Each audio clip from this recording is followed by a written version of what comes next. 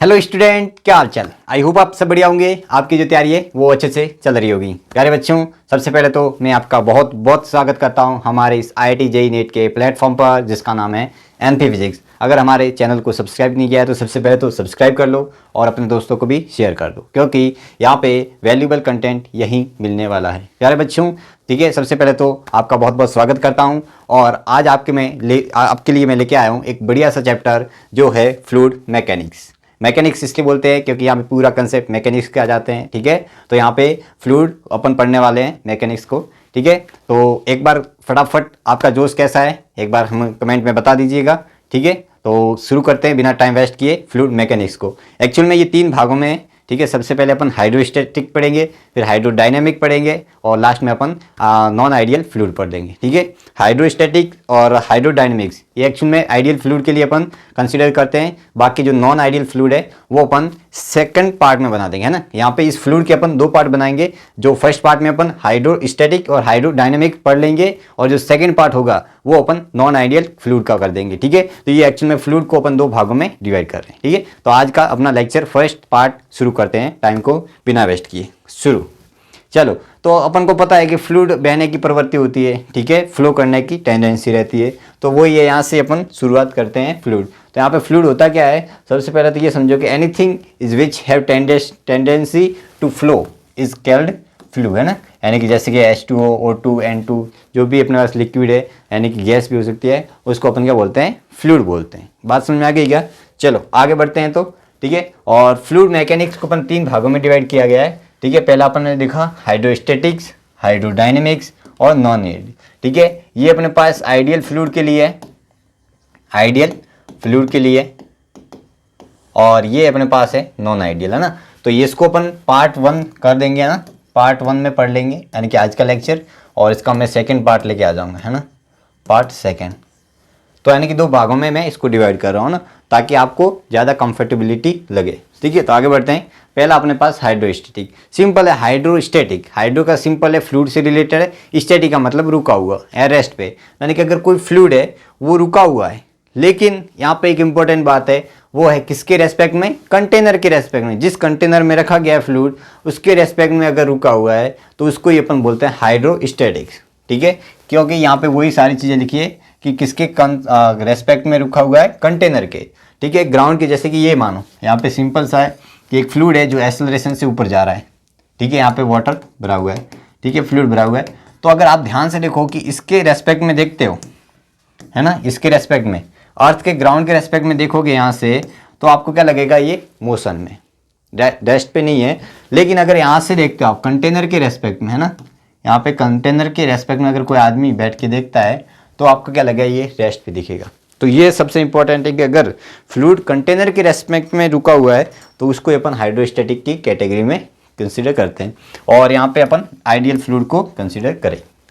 क्या ये आपको बात समझ में आ गई। तो शुरू करते हैं इसका चैप्टर। ठीक है, तो आइडियल फ्लूइड के पहले तो एक बार जो भी आइडेंटिकल प्रॉपर्टीज है वो पढ़ लेते हैं। Viscosity and surface tensor are absent in ideal fluid. यहाँ पे जो अपन नॉन आइडियल फ्लूइड में मेन तो विस्कोसिटी और सरफेस टेंशन आती है, आइडियल फ्लूइड में अपन इसको एब्सेंट मानते, 0 मानते। ठीक है, और they are incompressible in nature. यानी कि अगर मैं इसको कंटेनर को वाटर को यहाँ ऊपर से दबाऊँ, है ना, पिस्टन से दबाऊँ, तो वो दबना नहीं चाहिए। यानी कि उसका जो बल्क मॉड्यूलस है, बल्क मॉड्यूलस अपने ये पढ़ा था, that is delta P upon minus delta V upon V, है ना, ये पढ़ा था। तो यहाँ पे चेंज इन वॉल्यूम कितना होना चाहिए, 0। तो यहाँ पे जो बल्क मॉड्यूलस हो जाएगा वो इन्फिनिटी हो जाता है ना, कि यहाँ पे बल्क मॉड्यूलस इन्फिनिटी होता है ना। डेंसिटी सेम रहती है, वॉल्यूम कांस्टेंट रहता है, ये आपको पता ही है। मास तो सेम ही रहता है। मॉड्यूलस ऑफ रिजिडिटी, और ये कहने का मतलब अपन टेंजेंशियल स्ट्रेस अपन ने वहाँ पे पढ़ा था, इलास्टिसिटी में एक टेंजेंशियल पढ़ा था, एक अपन ने परपेंडिकुलर शियर पढ़ा था ना। तो टेंजेंशियल कहने का मतलब लिक्विड को आप काट नहीं सकते।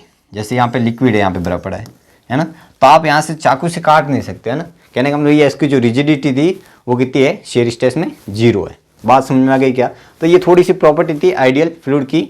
अब शुरू करते हैं और भी आगे देखते हैं। चलो, तो यहाँ पे क्या लिखा है, एक इंपॉर्टेंट बात है, ये जो सर लिखे गई है ये आपको अभी समझ में नहीं आएगी, जब मैं आपको एग्जांपल के थ्रू समझाऊंगा तब समझ आएगी। क्या बोला गया है कि फ्लूइड फ्री सरफेस, फ्लूइड की जो फ्री सरफेस है, यानी कि ऊपर वाली, टॉप वाली, is always perpendicular to the resultant, है ना। किसके परपेंडिकुलर? रिजल्टेंट। किसका रिजल्टेंट? ग्रेविटी और नेगेटिव ऑफ एक्सेलरेशन। जो एक्सेलरेशन से, जिस एक्सेलरेशन से कोई कंटेनर जा रहा है, ठीक है, और प्लस ग्रेविटी, ग्रेविटी का दोनों का जो रिजल्टेंट, नेगेटिव का रिजल्टेंट है ना, नेगेटिव का रिजल्टेंट उसके परपेंडिकुलर, परपेंडिकुलर जो अपने पास सरफेस बनती है वो ओपन फ्री सरफेस ऐसे फ्लूइड की रहती है। बात समझ में आ गई? जैसे पहला कि अपने पास रुका हुआ है ना, इसका एक्सेलरेशन तो कितना है? 0 है। आपको ये समझ में आ रही है? मुझे ऊपर नहीं पता सरफेस कैसी होगी, है ना, तो यहाँ पे नीचे क्या लग रहा है? इसका जी लग रहा है, एक्सेलरेशन 0 है, यानी कि इसका जो रिजल्टेंट आ रहा है ना, रिजल्टेंट आ रहा है वो कितना आ रहा है? वो क्या आ रहा है? जी आ रहा है, वो डाउनवर्ड आ रहा है। और अपन को पता है कि रिजल्टेंट की क्या होता है? परपेंडिकुलर, यानी कि इसकी जो सरफेस बनेगी वो परपेंडिकुलर बनेगी। तो आपको पता है कि हमेशा ऐसे रहती है ना, ऐसे रहती है, तो यानी कि जी के हमेशा परपेंडिकुलर है। क्या ये बात आपको समझ में आई? ठीक है, तो वही है यहाँ पे नेगेटिव। अब ये तो अपने पास एक्सेलरेशन 0 था, तब अगर एक्सेलरेशन कुछ हो तो, अब अगर ये मानो कि ये एक्सेलरेशन से ऊपर जा रही है, अब ऐसे समझो कि ए एक्सेलरेशन से ऊपर जा रही है, तो आपको पता होगा जी नीचे लग रहा है ना, जी डाउनवर्ड लग रहा है। और क्या बोला? Negative acceleration. नेगेटिव एक्सेलरेशन मतलब जिस एक्सेलरेशन की डायरेक्शन दी है उसके ऑपोजिट में, यानी कि प्लस नीचे ए आ जाएगा ना, नीचे और ए आ जाएगा, जस्ट ऑपोजिट। तो जो अपने पास नेट आ जा, रिजल्टेंट आ रहा है, वो भी डाउनवर्ड ही आ रहा है। तो डाउनवर्ड आ रहा है तो इस केस में जो सरफेस बनेगी वो हमेशा इसके परपेंडिकुलर बनेगी। बात समझ में आ गई क्या? तो अपन को भी पता है कि ऐसे बनती है अगर वो एक्सेलरेट कर रही है डाउन, और सिमिलर डाउनवर्ड भी करती है तब भी ऐसे ही बनता है। यानी कहने का मतलब ये है कि ये एक्सेलरेशन से डाउनवर्ड जा रही है ना, मुझे नहीं पता ऊपर कैसे बनेगी, तो जी तो लग ही रहा है, और यहाँ से एक्सेलरेशन का नेगेटिव ए ऊपर लगेगा, तो अपने पास जो आएगा रिजल्टेंट वो क्या आ जाएगा? जी माइनस ए, है ना, यानी कि जो जी इफेक्टिव आता है ना, यहाँ पे अपन बोलते हैं जी इफेक्टिव, तो यहाँ पे जो जी इफेक्टिव आ रहा है वो कितना आ रहा है? जी माइनस ए आ रहा है। तो अपने पास जो नेट आ रहा है वो कौन से आ रहा है? वाई डायरेक्शन में आ रहा है। ये बात समझ में आ रही है क्या? वो वाई डायरेक्शन में ही आ रहा है, तो सरफेस बनेगी वो कैसे बनेगी? 90 डिग्री, यानी कि परपेंडिकुलर ही बनती है। बात समझ में आ गई क्या? तो यही वाली बात है। तो यहाँ पे जो जी इफेक्टिव है वो अगर वाई डायरेक्शन में, यानी कहने का मतलब जो एक्सेलरेशन रिजल्टेंट आ रहा है वो ग्रेविटी और नेगेटिव का करके उसके परपेंडिकुलर सरफेस, फ्री सरफेस बनती है। किसकी? फ्लूइड की, लिक्विड की, जो भी है। आगे बढ़े। हाँ, तो ये अपने पास था। और अब ये जैसे कि अपन पढ़ते हैं, ये तो अपन ने वर्टिकल देखा। अगर ये बाई चांस अगर ये हॉरिजॉन्टल में जा रहा है ना, ए एक्सेलरेशन से इस तरफ जा रहा है, तो आपको पता है कि यहाँ पे जी डाउनवर्ड लग रहा होगा, ठीक है, जी कहाँ लग रहा होगा? डाउनवर्ड, है ना, ये जी डाउनवर्ड लग रहा है, तो इसका नेगेटिव एक्सेलरेशन इस तरफ आ जाएगा, तो रिजल्टेंट किस तरफ आएगा? इस तरफ आ जाएगा। बात समझ में आ गई क्या? रिजल्टेंट किस तरफ आया? इस तरफ आया। ये अपने पास जी इफेक्टिव मैंने लिखा ना, कहने का मतलब वही है, और यहाँ से एंगल थीटा बना रहा है। तो ये जो रिजल्टेंट आया उसके परपेंडिकुलर क्या बन जाएगी? सरफेस बन जाएगी। तो यहाँ से ये 90 डिग्री एंगल पे क्या बन जाएगी? सरफेस। यानी कि ऐसे ही बनती है। अपन भी जानते हैं कि जब ये फ्लो करता है तो अपने पास जो सरफेस है वो ऐसे पीछे की ओर चली जाती है ना, चली जाती है। तो आप यहाँ से भी निकाल सकते हो, तो यहाँ से अपने पास tan थीटा निकले, ये एंगल कितना बनेगा? आप ध्यान से देखोगे तो ये थीटा ही बनेगा। तो यहाँ से अपने पास जो tan थीटा निकल के आ रहा है दैट इज a/g। तो यहाँ से थीटा कितना आ रहा है? tan इनवर्स a/g, है ना, tan इनवर्स a/g आ रहा है। क्या ये बात समझ में आई? तो ये अपने पास जी इफेक्टिव की परपेंडिकुलर सरफेस बनी और वो कितना एंगल बना रही है? थीटा, और ये अपन थीटा भी निकाल सकते हैं। बात समझ आई? चलो, तो ये अपने पास एक है, और ये जनरल फॉर्मूला ऐसे बन जाता है, जैसे कि मान लो ये अपने पास ऐसे है, ठीक है, ये एंगल थीटा है, ये लेंथ एल है यहाँ से यहाँ तक की, और ये जो अपने पास हाइट है, ये हाइट है h2 और ये हाइट है h1। तो यहाँ से जो tan थीटा आ जाएगा, ठीक है ना, यहाँ पे मैं पेन चेंज कर देते हैं, जो tan थीटा आ जाएगा वो क्या आ जाएगा? h2 minus h1 upon l, है ना, और वो किसके इक्वल होगा? a/g के इक्वल होगा। तो यहाँ से आप h1 h2 की वैल्यू भी निकाल सकते हैं, लेंथ भी निकाल सकते हो, पूछ लेते हैं ना, कुछ भी पूछ ले आप निकाल सकते हो, बस आपको ये फंडे क्लियर होने चाहिए। तो ये, और अगर इस तरफ जाता तो अपने पास सरफेस ऐसे बनती, जी इफेक्टिव ऐसा आ जाता। आगे बढ़ें क्या? चलो, तो वही अपने पास ये सवाल था कि फ्लूइड एक्सेलरेशन हॉरिजॉन्टल में जा रहा है, ठीक है, तो अपने पास सरफेस बनेगी थी, और थीटा अपन ने अभी जस्ट लिखा था tan इनवर्स a/g। आगे बढ़े क्या? चलो, तो आपने ये देखा होगा ट्रेन में जब ये आता है तो ये पीछे की, जैसे मान लो ये एक्सेलरेशन से आगे बढ़ रही है तो यहाँ पे सरफेस बन रही है, ऐसे बन जाती है ना, तो यहाँ से एंगल ये कहीं ना कहीं थीटा एंगल बनाती है। और थीटा अपन ने अभी जस्ट लिख दिया tan इनवर्स A/G। बात समझ आ गई? ठीक है, तो यही सारी चीज़ें लिखी गई है ना, अपन ने ये भी पढ़ लिया। तो यहाँ पे वही है फ्लूइड इज एक्सेलरेटिंग हॉरिजॉन्टली, है ना, तो ये सारी चीज़ें अपन ने लिख ली, ये अपन ने पढ़ लिया। ये था थोड़ा सा फ्री सरफेस के बारे में कैसी बनती है, ये एडवांस के ऊपर भी सवाल आते हैं कैसे बनती है। और अब आते हैं अपन प्रेशर वेरिएशन। ठीक है, प्रेशर वेरिएशन कहने का मतलब ये है कि अगर फ्लूइड के अंदर मैं ऊपर से डेप्थ से, ऊपर सरफेस से, टॉप से बॉटम की तरफ जाता हूँ, तो मुझे बताना है कि यहाँ पे प्रेशर में कितना वेरिएशन आता है, वो देखना है ना, वही अपने पास प्रेशर वेरी। तो ध्यान से देखो, अपने पास एक लिक्विड है, ये गिलास है, इसमें लिक्विड है, और मुझे यहाँ से यहाँ तक पॉइंट देखना है। यहाँ पर पॉइंट P1 है, यहाँ पे P2 है ना प्रेशर। तो दोनों प्रेशर में कितना डिफरेंस है, कौन ज़्यादा है कौन कम है। तो देखो ध्यान से, क्या मानता हूँ, एक आइडियल मैं फ्लूइड के अंदर एक सिलेंडर मानता हूँ इसके लिए। ठीक है, ये कोई यहाँ पे ऑब्जेक्ट नहीं है, यहाँ पे लिक्विड ही है, बस यहाँ पे मैं देखना चाह रहा हूँ सिलेंडर। तो इसको मैं यहाँ पे बना देता हूँ कि ये अपने पास सिलेंडर है जिसकी हाइट h है। ठीक है, हाइट कितनी है, h मान लेता हूँ। और यहाँ पे जो प्रेशर लग रहा है वो P1, तो फोर्स कितना लगेगा F1, और वो किसके इक्वल होगा P1 इंटू एरिया। एरिया इसका सेम है, ए रख देते हैं ना, ये हो जाएगा। और यहाँ पे क्या लगेगा P2, यानी कि अगर F2 लग रहा है तो वो क्या लगेगा P2 इंटू एरिया। ये अपन जानते हैं फोर्स प्रेशर इंटू एरिया होता है। और डाउनवर्ड क्या लग रहा है इसका, वो लग रहा है mg भी लग रहा है। ये बात समझ आई? तो अपन को पता है कि बैलेंस में है, तो यहाँ से मैं लिख दूंगा, क्या लिखूंगा कि यहाँ पे F1 प्लस mg वो किसको बैलेंस कर रहे हैं, F2 को बैलेंस कर रहे हैं, है ना। यानी कि यहाँ पे जो F1 प्लस mg है वो बैलेंस कर रहे हैं। तो यहाँ से F कितना हो जाएगा P2A is equal to P1A plus mg। ठीक है, P2A प्लस इक्वल टू ये हो जाएगा P1A प्लस m को क्या लिख सकता हूँ, इसका मास कितना हो जाएगा वॉल्यूम एरिया इंटू हाइट और डेंसिटी रो और g आ जाएगा। तो एरिया से एरिया कैंसिल हो रहे हैं, तो एरिया से एरिया गया, तो यहाँ से P2 जो निकल के आ रहा है that is P1 plus row g h, ये निकल के आ रहा है। यानी कि जो वेरिएशन देखने को मिला मुझे प्रेशर में, वो एक्स्ट्रा कितना देखने को मिला यहाँ पे रो जी एच। और अगर यहाँ पे डिफरेंस देखें, है ना, बहुत सारे बच्चे समझ लेते हैं कि प्रेशर क्या होता है कि रो जी एच होता है। प्रेशर रो जी एच नहीं होता है, प्रेशर एच जो एच यहाँ पे डिफरेंस है ना, दोनों हाइट में या लेंथ में डिफरेंस है, उनके डिफरेंस प्रेशर का डिफरेंस होता है P2 minus P1 is equal to rho g h, ये होता है। तो बात समझ में आ गई क्या, जो प्रेशर डिफरेंस होता है वो कितना होता है रो जी एच होता है। लेकिन प्रेशर होता है वो अपन जो यहाँ से ले रहे हैं लेंथ, है ना, उसके ऊपर कितना प्रेशर था प्लस रो जी एच होगा, है ना। ऊपर P1 था, उसके नीचे कितना आया रो एच हाइट पे, वो है अपने पास रो जी एच। बात समझ आ गई इसने एरिया पे। तो ये अपने पास प्रेशर का वेरिएशन देखने को मिलता है। ठीक है, तो यहाँ पे यही लिखा गया है। तो क्या लिखा गया, fluid at rest always exit a force perpendicular surface in contact, है ना, P/F/A, और इसकी यूनिट न्यूटन पर मीटर और पास्कल भी होती है। और अपन जानते हैं 1 ATM = 10⁵ पास्कल होता है ना।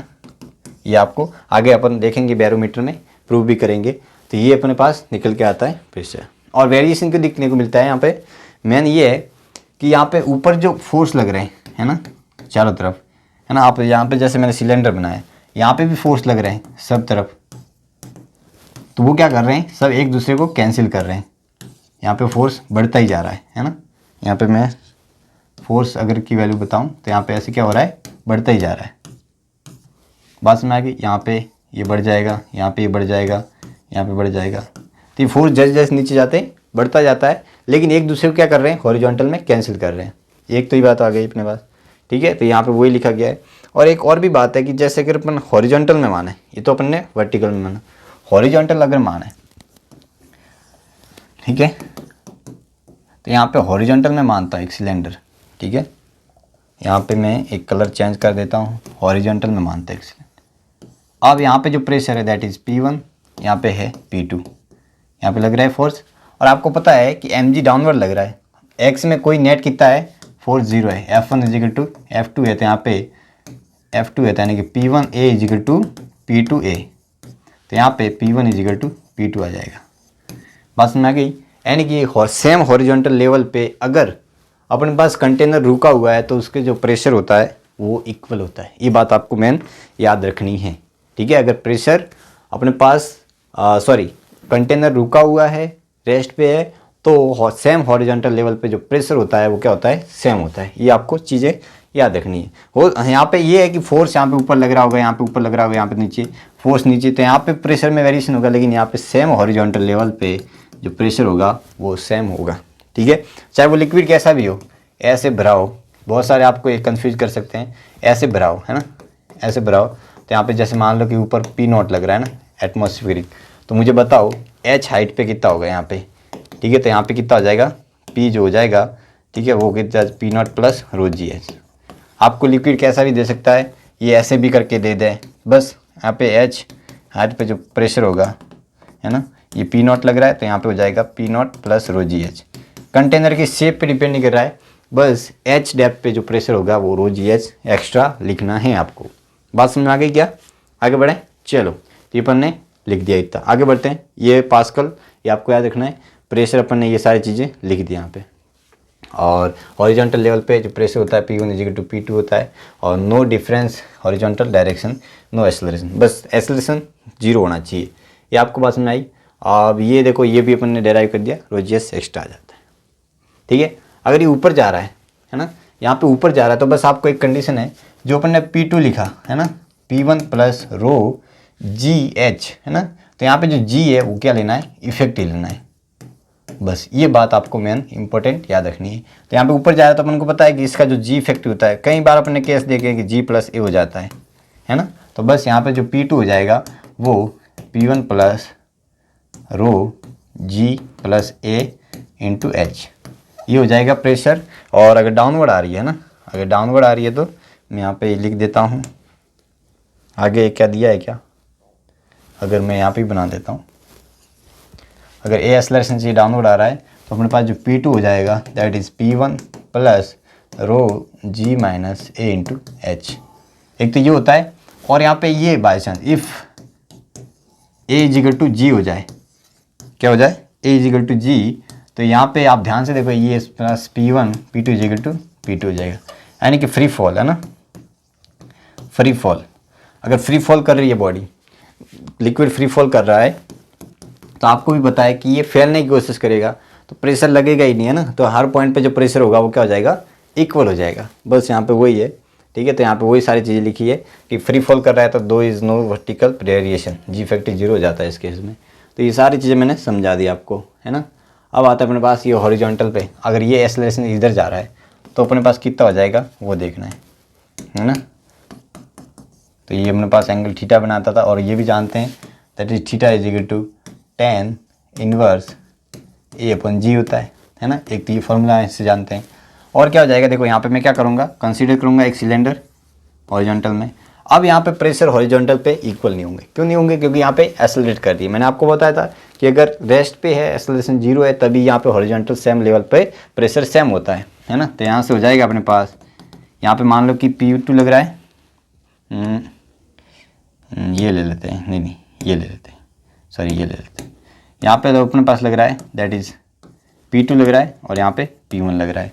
तो यहाँ पे फोर्स क्या लगेगा, F1, यहाँ पे फोर्स लग रहा होगा F2। तो अपन को पता है कि इस तरफ जा रहा है, इसका मतलब डोमिनेट कौन कर रहा है, F2।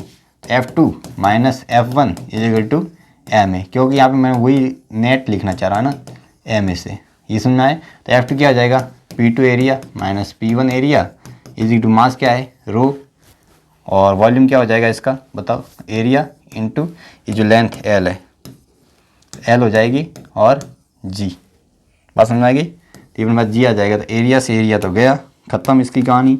एरिया को भेज दो फटाफट, तो P2 माइनस P1, ये छपाक से गया, और ये अपने पास आंसर आ गया, यानी कि P1, और ये हो जाएगा, सॉरी यहाँ पे A क्या एक्सेलरेशन, G नहीं आएगा, गलती मत करो बेटे, थोड़ी सी सावधानी बरतो, है ना। तो यहाँ पे हो जाएगा A, ये आ जाएगा, तो यहाँ P2 निकल के आएगा that is P1 plus ρLA। तो ये आता है अपने पास, वेरिएशन निकल गया ना, चेंज कितना आता है अपने पास, ρLA, और यहाँ पे ये निकल के आता है ये। अब ये आप ऐसे भी देख सकते हो, कैसे, आगे बढ़ते हैं एक बार कि अपने पास ये कंटेनर है, ठीक है, और ये ऐसे है और ये एंगल थीटा है। और अगर मुझे यहाँ पे देखना है, कहाँ पे देखना है, यहाँ पे प्रेशर, यहाँ पे कितनी हाइट है, यहाँ से मैं कलर चेंज कर देता हूँ। यहाँ से जो हाइट है दैट इज़ H1, यहाँ से हाइट है दैट इज़ H2। तो यहाँ पे अपने पास ये कितनी हो जाएगी, ये अपने पास जो हाइट है वो H2 है ना। तो ये जो हाइट बनेगी वो कितनी बन जाएगी, ये जो हाइट बनेगी वो बन जाएगी H2 माइनस H1, और ये जो लेंथ है अपने पास कितनी है, L है। तो यहाँ से अपन ये डायरेक्ट भी लिख सकते हैं जो tan थीटा A/G, और वो किसके इक्वल होगा, ट्राइंगल से H2 minus H1 upon G, sorry L आ जाएगा ना, L लेंथ। एक तो ये अपन को पता है, ज्योमेट्री से पता चला और अपन ने निकाला भी था इस तो आंसर। और यहाँ पे अगर मुझे लिखना है ना, प्रेशर डिफरेंस, तो यहाँ पे P2 माइनस P1 वो कितना था, रो L A, यही था। तो यहाँ से अपन ये निकाल सकते हैं, कैसे, देखो ध्यान से, P2 माइनस P1, आप ध्यान से देखो, P2 क्या है, रो G, देखो ऊपर पर एटमॉस्फेरिक प्रेस P0 दोनों लग रहे हैं। तो यहाँ पे मैं लिखूँगा P2 को, मैं क्या लिखूँगा, देखो, अरे यार P0 यहाँ पे लग रहे हैं, और इसको मैं मिटा देता हूँ एक बार। अब ध्यान से देखो यहाँ पे कितना लग रहा है, मैं पेन चेंज कर देता हूँ, P0 प्लस रो G H2 minus P0 plus रो G H1, है ना। मैं प्रूव कर रहा हूँ ये इसको, तो ये जब आ जाए रो L A, है ना। तो यहाँ से अपने पास P0 से P0 कैंसिल, रो G H कॉमन ले लो तो H2 माइनस H1, और ये जाएगा रो L A। तो अपने पास ये चीज़ें जो कैंसिल हो रही है उसको काट दो, रो से रो कैंसिल हो गया, और G को नीचे, इसको इधर भेजना ना, तो A/G आ जाएगा H2 minus H1 upon L। देखो यहाँ से प्रूफ भी हो गया अपने पास, है ना। यहाँ से इसको अपन ने इस फॉर्मूले से प्रूफ भी कर दिया, ये अपने पास होता है। बात समझ में आ गई क्या? चलो, तो ये था अपने पास, ये सारी चीज़ें मैंने लिख दी, देख लेना आराम से। अब ये इंपॉर्टेंट ये है कि अगर इस लिक्विड को मैं इस एक्सिस के ओमेगा से घुमाऊँ, है ना, तब प्रेशर वेरिएशन कितना देखने को मिलेगा वो अपन को देखना है ना। तो यहाँ पे कैसे देखेंगे, देखो ध्यान से, चलो इधर ही देख लेते हैं, आ जाओ। रेड कलर, अपन एक छोटा सा क्या मानते हैं,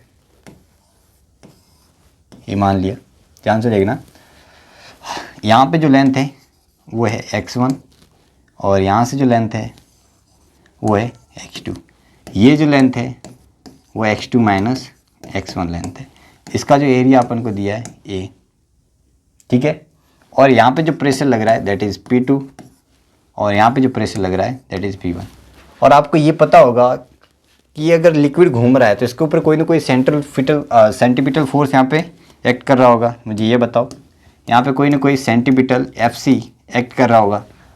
इसका मतलब ये है कि इस तरफ वाला जो फोर्स है दैट इज़ F2 वो ज़्यादा होगा इस F1 से, ये भी अपन को पता चला। तो यहाँ पे F नेट है जिसके ऊपर लग रहा है वो किसका काम कर रहा है, सेंटीपिटल, वो अपन जानते हैं m ओमेगा स्क्वायर r होगा, ठीक है। F नेट क्या हो जाएगा, F2 minus F1 is equal to m omega square r। F1 को क्या लिख सकता हूँ, P2 area minus P1 area is equal to mass. Mass इसका कितना हो जाएगा बताओ, फटाफट बताओ, फटाफट हो जाएगा। मास इसकी डेंसिटी रो अपन को दी है, और area into length x2 minus x1, है ना, इंटू ओमेगा स्क्वायर। और जो यहाँ पे r लिखना पड़ेगा, देखो r यहाँ पे क्या लिखना पड़ेगा, यहाँ पे x1 भी नहीं लिख सकते, x2 भी नहीं लिख सकते, तो अपन लिखेंगे इसका एवरेज, है ना। तो एवरेज क्या हो जाएगा, इसका जो एवरेज हो जाएगा that is x1 plus x2 जो सेंटर ऑफ मास होगा, यानी कि अपन इसका सेंटर ऑफ मास पर लिखेंगे ना, और वो एवरेज होगा। तो यहाँ पे ये लिख दिया। तो यहाँ से अपन सॉल्व करते हैं, तो एरिया से एरिया जो भी चीज़ें कैंसिल हो रही है, तो एरिया से एरिया तो गया, है ना। तो P2 minus P1 is equal to आ रहा है अपने पास, देखो ध्यान से क्या क्या आ रहा है, रो ओमेगा स्क्वायर बाई 2, और ये हो जाएगा x2 square minus x1 square. ये निकल के आ रहा है प्रेशर वेरिएशन, कितना निकल के आ रहा है, P2 minus P1 is equal to rho omega square by 2 x square minus x1 square, x2 minus x1 square, है ना। ये अपन को लिखा, ये आ गया। और ये आपको याद रखना है ना, ये फॉर्मूला इंपॉर्टेंट है। बात समझ में आ गई। तो इनके जो प्रेशर वेरिएशन कितने आते हैं, ये आते हैं। अगर मुझे यहाँ पे देखना है तो यहाँ पे x1 की वैल्यू कितनी जाएगी, 0, और अगर पूरे के अंदर देखना है, इन दोनों के बीच में देखना है, तो यहाँ पे प्रेशर कितना होगा, सबसे ज़्यादा होगा, क्योंकि x1 की वैल्यू 0 हो जाएगी और यहाँ पे कितनी हो जाएगी, L हो जाएगी, मैक्सिमम हो जाएगी। तो इस केस में अपने पास ये हो जाएगा, है ना। तो यहाँ पे अगर मुझे प्रेशर वेरिएशन लिखना है, ठीक है, किस में, इसके अबाउट, समझ में आ रहा है, इसके अबाउट अगर मुझे लिखना है तो अब यहाँ पे जो P होगा वो मैक्सिमम होगा और यहाँ पे जो प्रेशर होगा P मिनिमम होगा। बात समझ में आ गई।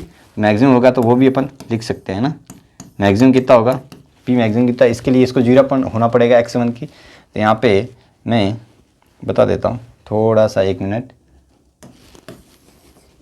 लिख लेते हैं, 4 P मैक्स, x1 की वैल्यू 0 और x2 की वैल्यू L रखनी पड़ेगी। तो यहाँ पे वैल्यू पुट करोगे तो अपने पास जो P मैक्स निकल के आया वेरिएशन ना, वो कितना हो जाएगा बताओ, ये हो जाएगा अपने पास delta P P2 minus P1 is equal to rho omega square L square by 2, ये निकल के आ जाएगा। सिंपल है। तो ये आपको सारी चीज़ें याद रखनी है अच्छे से। आगे बढ़ें, चलो। तो ये अपन ने देख लिया वेरिएशन, आगे बढ़ते हैं। ये अच्छा सवाल है। ये अपने पास बोला है कि अगर मैं इसको घुमाता हूँ, है ना, ये अपने पास कंटेनर है, वाटर सिंपल था, अब ये एक्सिस के अबाउट क्या कर रहा है, ओमेगा से घूम रहा है। तो मुझे बताना है कि इसका पाथ क्या बनेगा और इसका ग्राफ भी क्या बनेगा। ये ऐसे पाथ बनता है, पैराबोलॉइड होता है, क्योंकि यहाँ पे 3D में है, ये कटोरे टाइप होता है। तो ये लिखना है मेरे को, कैसे लिखेंगे, चलो इसको भी करते हैं। आ जाओ फटाफट, कैसे आओगे, दौड़ के आना है फटाफट। देखो कि यहाँ पे कोई पॉइंट है जो कि क्या है, x, y है, इनकी इक्वेशन मुझे लिखनी है। इनका ग्राफ दिया है अपन को, ये एक प्रकार से ग्राफ है, ये अपने पास ओरिजिन है ना, x एक्सिस मान लेते हैं, इसको y मान लेते हैं। समझ में आ गई बात। अब मुझे लिखना है कि इसका जो रिलेशन होता है, इसका जो पाथ होगा, लोकस, वो अपन को निकालनी है। कैसे निकालेंगे, देखो ध्यान से। सबसे पहले तो मैं यहाँ का जो प्रेशर होगा ना, मैं पेन चेंज कर दूँ क्या, कौन सी लूँगा पेन, ये वाली सही रहेगी क्या, दिख रहा है क्या, देखो एक बार, सही है। यहाँ पे दो पेन, यहाँ पे जो प्रेशर है वो क्या है, P0 है, अगर दिख रहा हो तो सही है।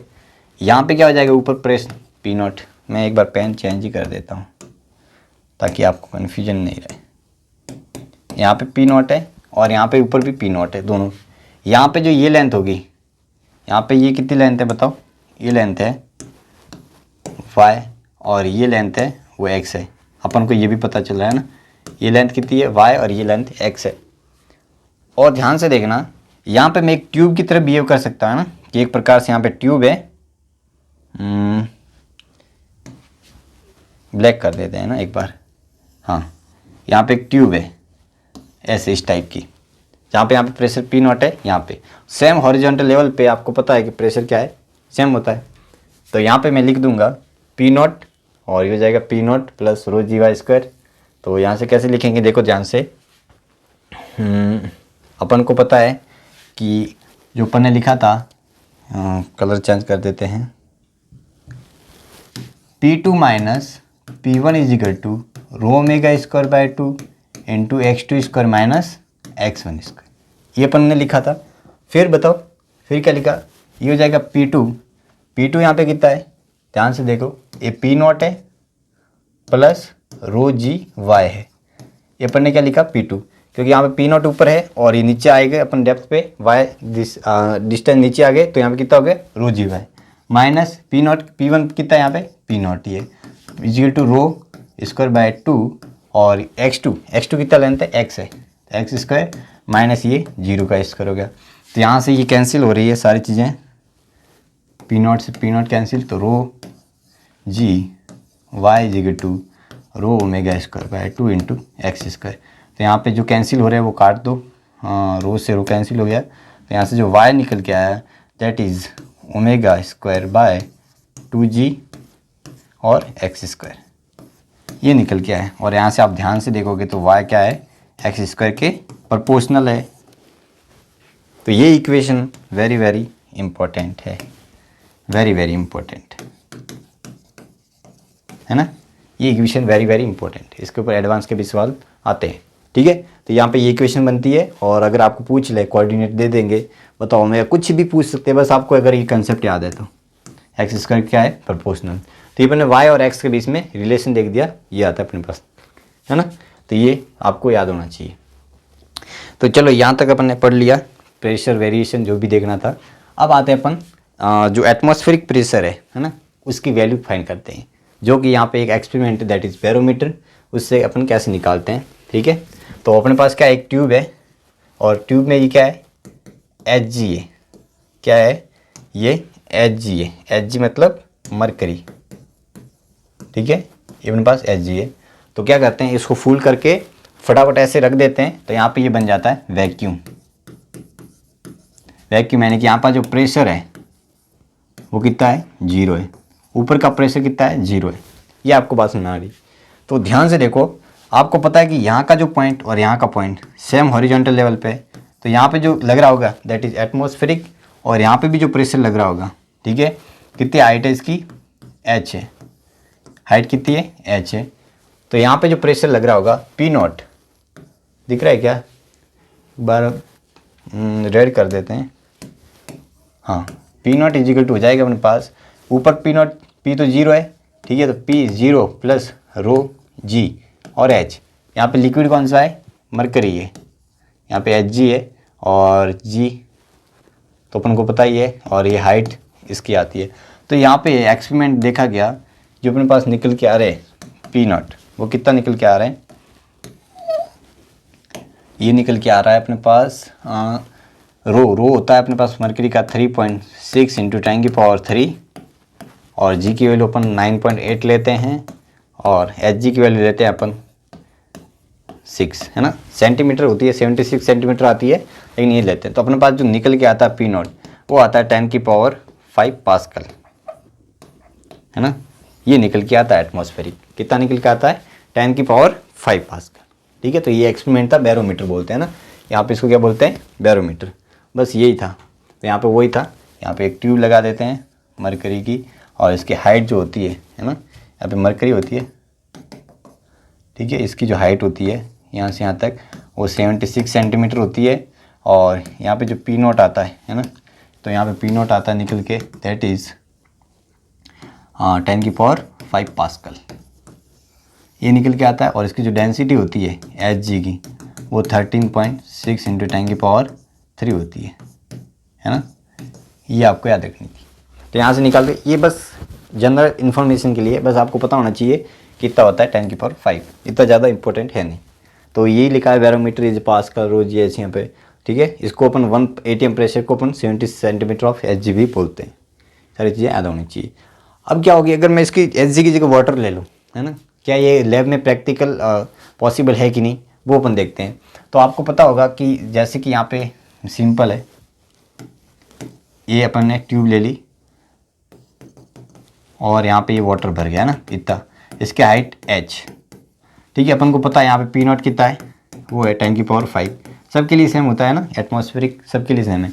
तो यहाँ से जो अपने पास पी नॉट आएगा वो रो वाटर का, ठीक है, और जी और एच जो भी अपने पास निकालना है। तो यहाँ से 10⁵ करता हूँ, और रो इतना होता है 10⁵, इसको 10 ले लेता हूँ तो एच, तो अपने पास जो एच निकल के आता है दैट इज 10 मीटर निकल के आता है, ऑलमोस्ट 10 मीटर निकल के आता है, जो कि लैब में पॉसिबल नहीं है। अगर हाइट वाली एक ट्यूब जो 10 मीटर, लगभग 2 से 3 फ्लोर जैसी ट्यूब होनी चाहिए लंबी, जो पॉसिबल नहीं है, तो यहाँ पे अपन जो वाटर है वो यूज़ नहीं करते हैं, यहाँ पे मरकरी यूज़ करते हैं, क्योंकि इसकी हाइट 76 सेंटीमीटर होती है ना। तो यहाँ पे ये निकल के आता है।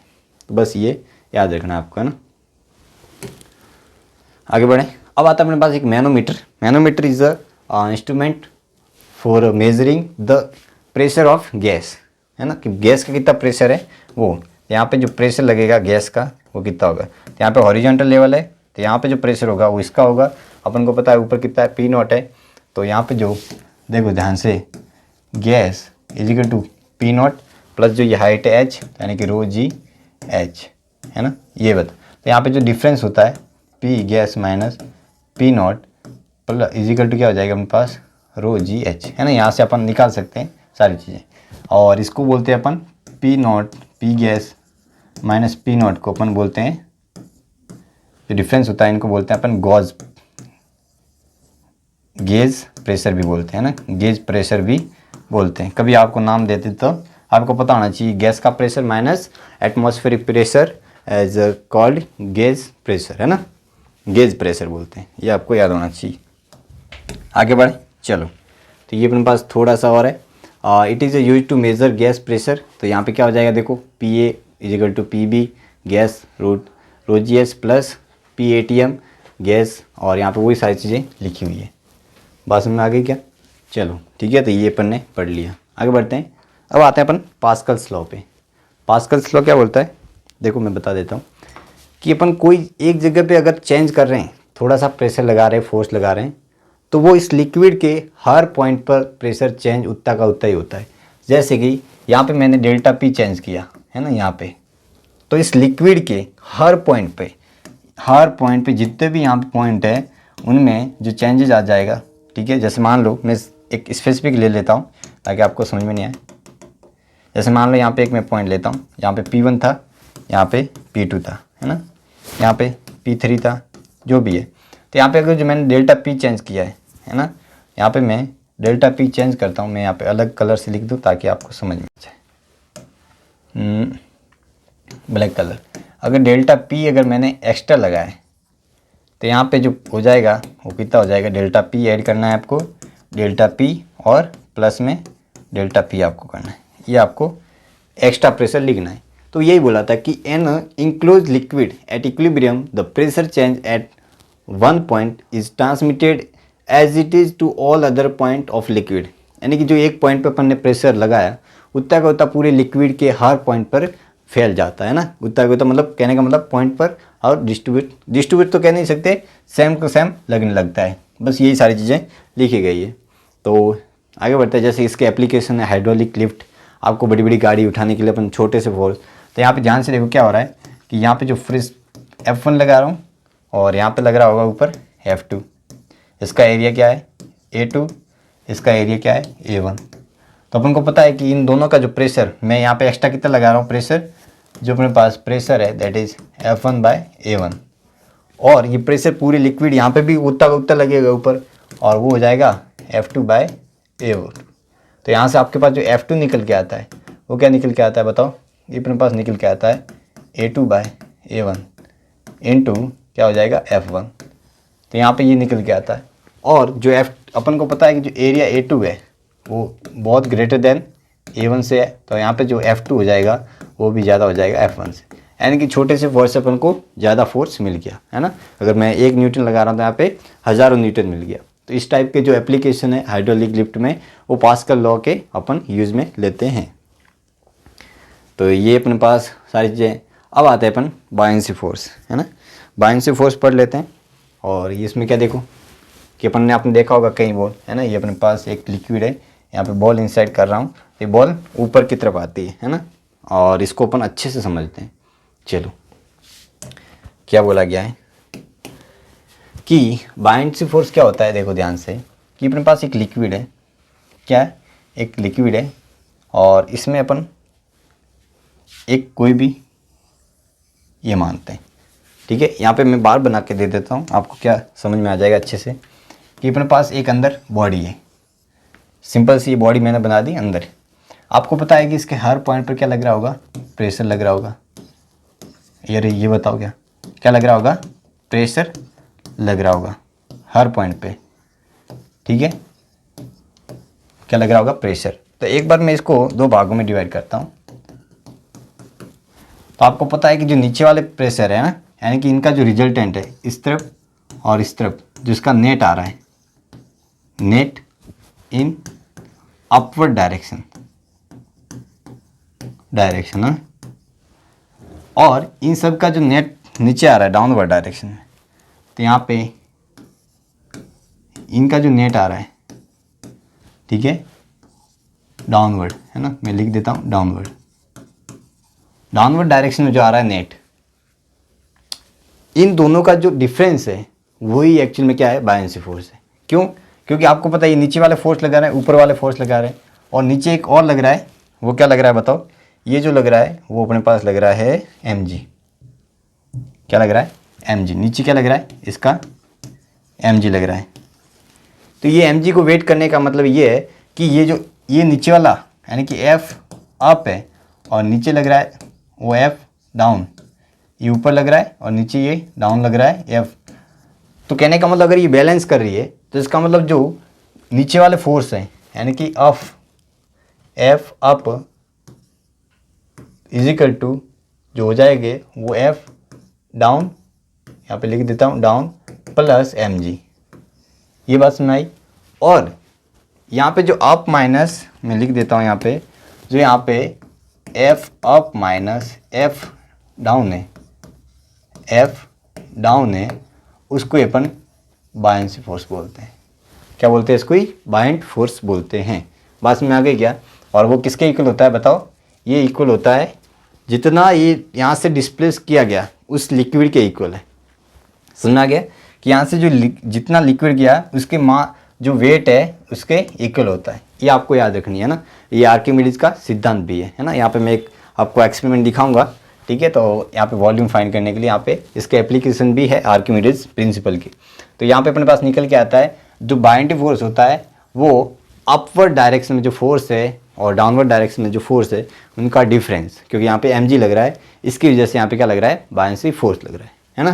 तो यहाँ पे सारी चीज़ें लिखी गई है, देखो ध्यान से।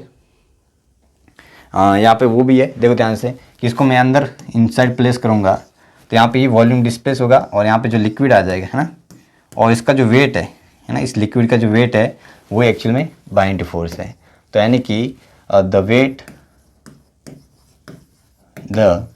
वेट ऑफ लिक्विड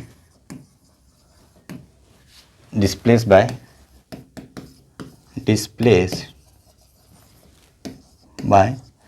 बॉडी है ना, विच डिस्प्लेस्ड बाय बॉडी, इसको अपन बाइंड फोर्स लिखते हैं। और इसका जो फॉर्मूला निकल के आता है वो क्या होता है? m इंटू जी, और ये लिक्विड का लेना है ना, डिस्प्लेस लिक्विड का। तो यहाँ से अपने पास आ जाएगा यहाँ पे रो लिक्विड का वॉल्यूम डिस्प्लेस्ड है ना, और इनटू में जी। तो ये अपने पास बाइंड फोर्स निकल के आता है, ठीक है। डिस्प्लेस वॉल्यूम इनटू रो लिक्विड का इनटू जी है ना, ये आर्किमिडीज का प्रिंसिपल था। तो यहाँ पे वही लिखा है कि इज नेट, यहाँ पे सारी चीज़ें मैंने समझा दी है। इज नेट, जो नेट अपवर्ड डायरेक्शन है ना, यहाँ पे जो ये बीट यहाँ पे जो लिखा है अपन ने बाइंड फोर्स, वो क्या एक्चुअल में नेट अपवर्ड डायरेक्शन में नहीं लगता है। बहुत सारे बच्चे क्या वो समझ लेते हैं कि जो अपवर्ड डायरेक्शन में लगता है वो क्या अपने पास होता है? बाइंड फोर्स होता है। नहीं, जो नेट अपवर्ड डायरेक्शन में लग रहा है, क्योंकि यहाँ पे नीचे क्या लग रहा है? F1 भी लग रहा है, ठीक है, mg भी लग रहा है, उनका जो डिफरेंस है ना, डिफरेंस है वही अपने पास क्या होता है? बाइंड फोर्स होता है। Is on the emerge fully और पार्सली इन फ्लूइड है ना, पार्सली भी हो सकती है, फुली भी हो सकती है। Arise due to pressure difference, यानी कि दोनों के कारण प्रेशर डिफरेंस है ना, जो प्रेशर डिफरेंस है उनके कारण ही ये सारी चीज़ें यहाँ पे आती है। क्योंकि आप ध्यान से देखोगे ऊपर जो प्रेशर P1 है, नीचे P2 है, तो P2 is greater than P1। तो इसके कारण यहाँ पे अपन को ये बाइंड फोर्स देखने को मिलता है। कहने का मतलब नीचे वाला फोर्स ज़्यादा है कंपेयर टू अपर है ना। तो यहाँ पे क्या मिले? आर्किमिडीज का प्रिंसिपल यही बोलता है कि buoyant force is equal to a weight of fluid displace by the body, ठीक है, वही मैंने लिखा था। और यहाँ पे वो V यहाँ पे क्या है? V यहाँ पे लिखा है volume of body inside the fluid है ना। इनसाइड द फ्लूइड जो भी है, यानी कहने का मतलब वही डिस्प्लेस वॉल्यूम है ना, डिस्प्लेस वॉल्यूम बाय बॉडी है ना, displace volume of liquid by body, यानी कि जो भी डिस्प्लेस किया बाय बॉडी ने लिक्विड का वॉल्यूम वही अपने पास हो जाएगा। तो बस यहाँ पे वही लिक्विड आता है और उसका वेट लेते हैं, ये अपन को देखने को मिलता है ना। तो यहाँ पे एक मैं आपको दिखाना चाह रहा हूँ, ये ध्यान से देखना एक बार कि ये क्या करना चाह रहा है कि एक इरेगुलर बॉडी है ना, इरेगुलर बॉडी है, उसका वॉल्यूम निकालना है। तो वॉल्यूम निकालना तो क्या होगा आपको पता है, ये इसको इनसाइड करेगा वॉल्यूम है ना। यहाँ पे सिमिलर यहाँ पे वो सारी चीज़ें रखी हुई है। तो आप ध्यान से देखना कि इसने क्या करेगा कि ये अंदर करेगा, रेगुलर बॉडी तो निकाल दे, इरेगुलर कोई भी रैंडम शेप, तो जो अगर इरेगुलर जो भी शेप है उसको अंदर इनसाइड करेगा तो उतना ही तो वॉल्यूम डिस्प्लेस करेगा है ना, उतना ही तो वॉल्यूम क्या करेगा? डिस्प्लेस करेगा ना। तो यहाँ पे अपने पास हो जाएगा बाइंड फोर्स क्या हो जाएगा बताओ? वो हो जाएगा अपने पास रो, सॉरी यहाँ पे हो जाएगा अपने पास रो, यानी कि रो लिक्विड का, और वॉल्यूम डिस्प्लेस, और डिस्प्लेस इंटू जी। और आप ध्यान से देखोगे जो डिस्प्लेस वॉल्यूम है वही है volume of irregular body, regular body है ना, इरेगुलर बॉडी का ही वॉल्यूम है। तो यहाँ से अपन बाइंड फोर्स के थ्रू, और बाइंड फोर्स अपन को पता है कि ये जो यहाँ पे वेट आ जाएगा ना, यहाँ से जो इस लिक्विड के यहाँ पे जो वेट आ रहा है पानी का, यानी कि वेट ऑफ लिक्विड है ना, यहाँ से लिक्विड की वेट mg करके, यहाँ से mg करके इसकी वैल्यू निकाल देगा। तो बस ये भी वो समझाना चाह रहा है, देखो ठीक है। तो यहाँ पे वही समझाना चाह रहा है। स्टार्ट कैसे होगा ये, हाँ अगर हमें वॉल्यूम पता करना है तो हमारे पास फॉर्मूले मिल जाते हैं, लेकिन हम इसके तो निकाल लेंगे ऐसी चीजें जिसका हमें शेप ही मालूम नहीं है, जैसे कहीं ट्रायंगल है। हाँ, ये कोई भी रेंडमली ले लिया इसने, और फिर क्या कर रहा है ये, देखो ध्यान से, ये अंदर प्लेस करेगा और इसमें क्या होगा, हम ये कंटेनर ये अंदर रख देगा, और इसका वॉल्यूम देखो यहाँ से वाटर निकल रहा है, ये निकल गया वाटर यहाँ से। निकालना है वो हम डालेंगे। उसमें क्या होगा, जैसे ही अंदर जाएगा कितना पानी बाहर आएगा या कितना पानी डिस्प्लेस होगा, जितना उतना वॉल्यूम होगा। हाँ वही बात है ना, मैंने ये सारी चीज़ें समझा दी। बस वापस अपन यहाँ पे आ जाते हैं, ठीक है। हाँ, तो ये सारी चीज़ें इसके एप्लीकेशन था। इरेगुलर बॉडी आप खुद भी निकाल सकते हो वॉल्यूम, इसका आर्किमिडीज का प्रिंसिपल यूज़ करके। चलो आगे बढ़ते हैं। हाँ, अब आता है अपना एक सॉलिड है रॉड, और इसका वॉल्यूम अगर निकालना है तो एक बार देखते हैं, ध्यान से देखो, मैं इसको समझा देता हूँ। कैसे, यहीं पे समझा दो क्या, चलो यहीं समझा देते हैं, एक पेज ऐड कर देते हैं और इसको यहाँ पे समझा देते हैं। आप ध्यान से देखो, एक अपने पास बॉडी है,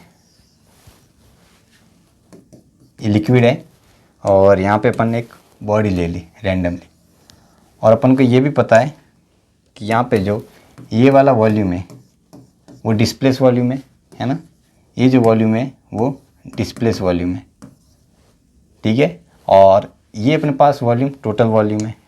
तो यहाँ पे मैं ये अपन ने लिख दिया वी टोटल, ये समझ में आया क्या, वी टोटल, और ये डिस्प्लेस वॉल्यूम। ये अपन क्या करिए, फ्लोट कर रही है, तो आपको पता है कि फ्लोट करिए, तो यहाँ पे अपन डायरेक्ट बाइंड फोर्स लिख देंगे। बाइंड फोर्स क्या हो जाएगा बताओ, बाइंड फोर्स हो जाएगा वी डिस्प्लेस, ठीक है, displace into rho liquid into g is equal to M g. और यहाँ से वी डिस्प्लेस लिख दूंगा रो एल जी, एम कितना हो जाएगा, इसका मास हो जाएगा V total body into rho body का, और इंटू हो जाएगा जी। तो यहाँ से जी से तो कैंसिल हो गया, बताओ जी तो गया यहाँ पे, इसको तो भगवान को प्यारा हो गया। तो यहाँ पे जो वी डिस्प्लेस आ गया अपन वी टोटल, वो आ रहा है अपने पास रो बॉडी अपॉन रो लिक्विड के। बात समझ आ गई क्या, यहाँ से ये आपको फॉर्मूला इंपॉर्टेंट है ना।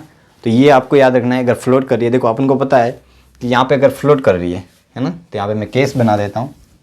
पहला है इफ फ्लोटिंग, फ्लोट कैसे लिखते हैं फ्लोट को बताओ, फ्लोटिंग बॉडी, यानी कि फ्लोट कर रही है, तो अपन को पता है कि रो लिक्विड का है वो कम होगा, रो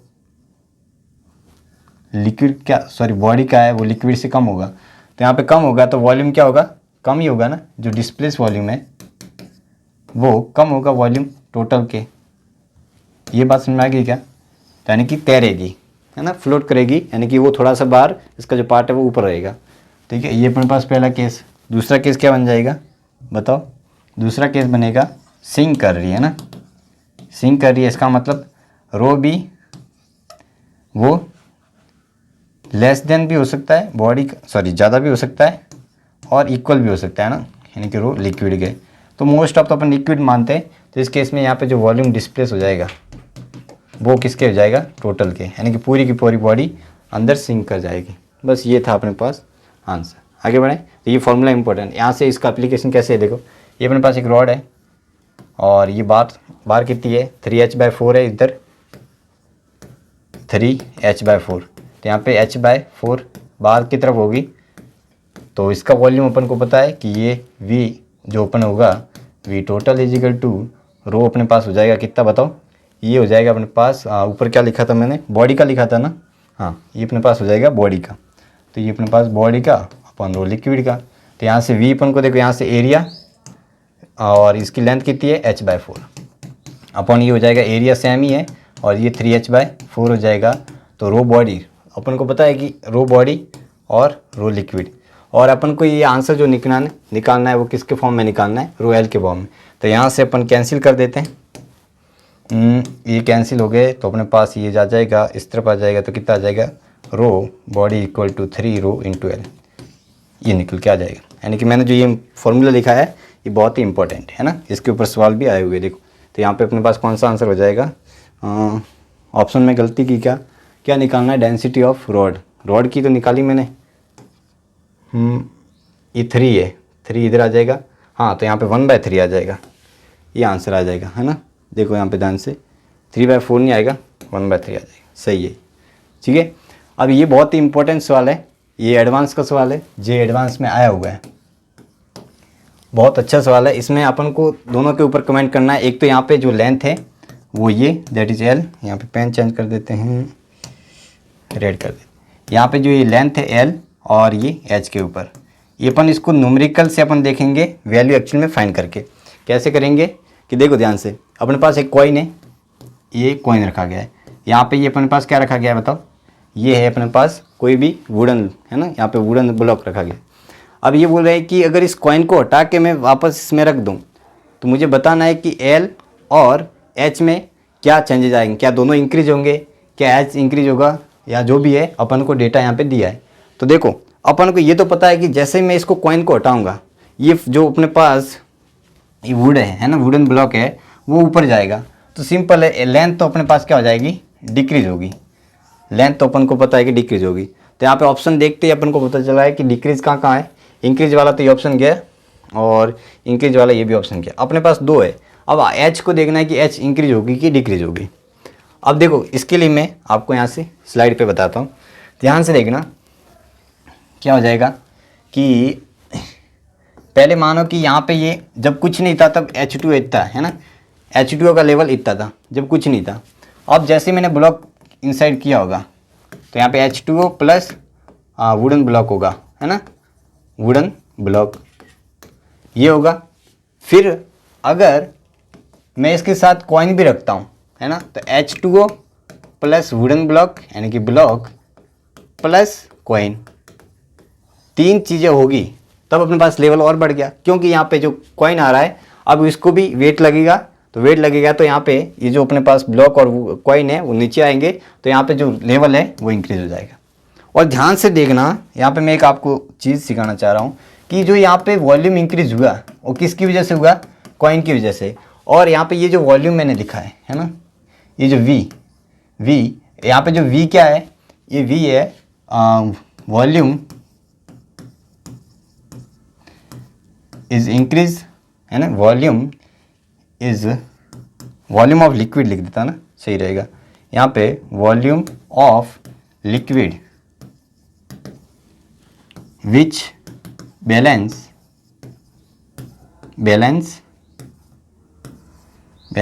द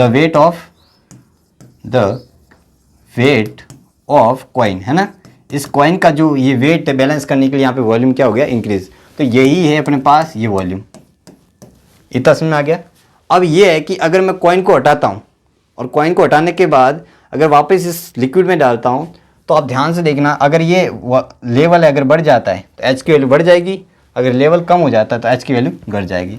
अपन को ये पता है कि ये जो हाइट है वो कितनी है, एच है। तो अगर यहाँ से कम आता है तो देखो यहाँ पे प्रूवन है, अपन कैसे प्रूव कर देते हैं मैथमेटिकली, कैसे, ध्यान से देखना। यहाँ पे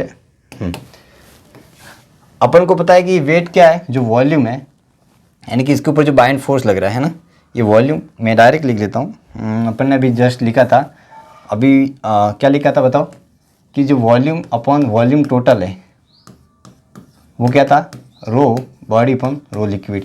तो एक बार इसको ऐसे रहने देते हैं, अपन प्रूव करते हैं क्या हो जाएगा। देखो ध्यान से ये लिखते हैं, अपने पास जो कॉइन का वेट है, ठीक है ना, जो कॉइन का वेट है दैट इज mg कॉइन है ना, वो किसको बैलेंस कर रहा है, बाइंड फोर्स को है ना, बाइंड फोर्स यानी कि बाइंड फोर्स को बैलेंस कर रहा है।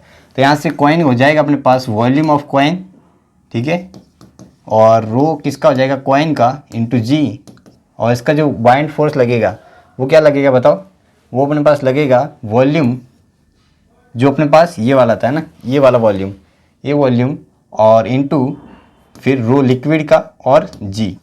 तो यहाँ से आप ध्यान से देखना जो कैंसिल हो रहे टर्म्स कैंसिल कर देते हैं, यहाँ से जी कैंसिल हो गया।